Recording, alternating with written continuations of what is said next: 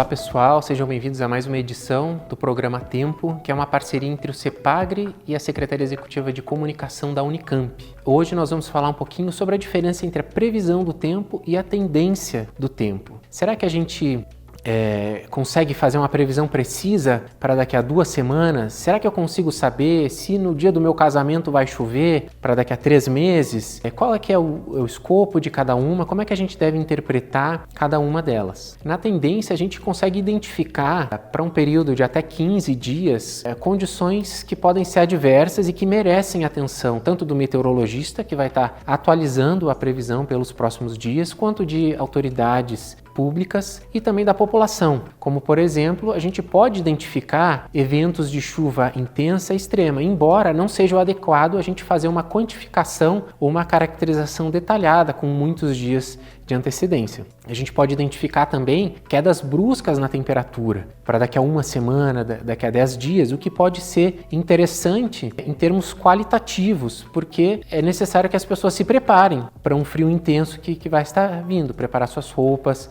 ações sociais também podem depender, ou até mesmo ações do poder público, que para antecipar, para mitigar a ocorrência de algum evento intenso. Então, essa seria a principal aplicação dessa previsão estendida, dessa tendência do tempo para entre 13, 10 ou 15 dias. Embora os modelos meteorológicos, alguns deles consigam gerar dados para até 10 ou 15 dias, essas informações a gente precisa utilizar com muita cautela, porque o nível de previsibilidade cai muito. Esses modelos meteorológicos, eles nada mais são do que softwares que resolvem essas equações da atmosfera. Mas como essas equações da atmosfera elas não são lineares, pequenos erros podem ocasionar quadros futuros muito distintos. Quem já ouviu falar no efeito borboleta, tem até um filme de cunho mais psicológico com esse nome, mas esse conceito ele foi criado por um matemático que trabalhava com a previsão numérica do tempo e ele percebeu que pequenos arredondamentos que ele colocava nas condições iniciais, ou seja, nas observações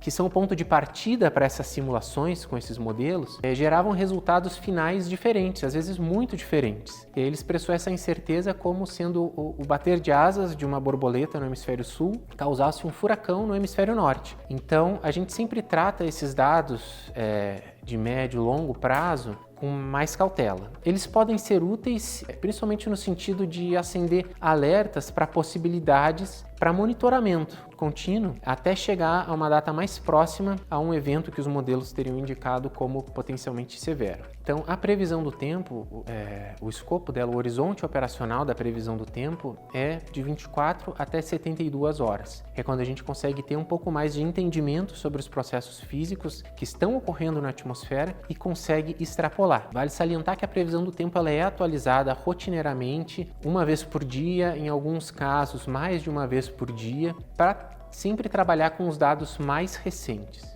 Bom, na previsão do tempo, a gente procura fazer uma caracterização melhor, um maior nível de detalhamento das condições atmosféricas esperadas e apontar de forma mais precisa possível os aspectos meteorológicos e os riscos potenciais que podem ter. Importante destacar também que a previsão do tempo, ela visa dar ciência às pessoas do que é esperado para o prazo de validade daquela previsão. E para que as pessoas sigam as suas rotinas, façam suas atividades, sabendo o que pode ocorrer, para que, se ocorrer e quando ocorrer, elas tenham medidas de contornar. Como, por exemplo, a previsão de uma tempestade, é impossível da gente precisar horário, local exato e as características exatas dessa tempestade. É importante que as pessoas saibam que é possível que aquela tempestade ocorra e que, se ela ocorrer, ela pode ocasionar tal e tal risco, para que elas saibam, então, gerir as suas rotinas de modo a evitar riscos, a evitar, por exemplo, sair debaixo de chuva com raios, possam evitar pontos de alagamento e assim por diante.